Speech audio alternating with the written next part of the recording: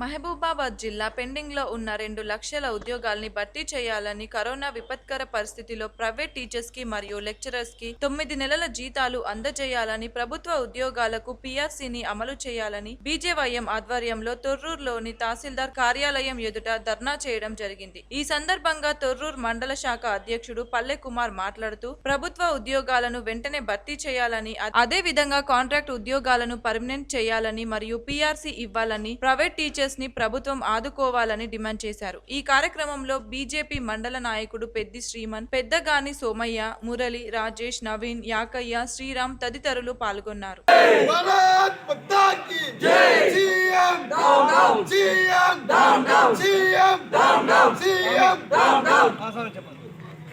ఇదే మీ రాజ్యం, ఇదే మీ రాజ్యం, దొంగల రాజ్యం, దోపిడీ రాజ్యం. ఇదే మీ రాజ్యం, ఇదే మీ రాజ్యం, దొంగల రాజ్యం, దోపిడీ రాజ్యం.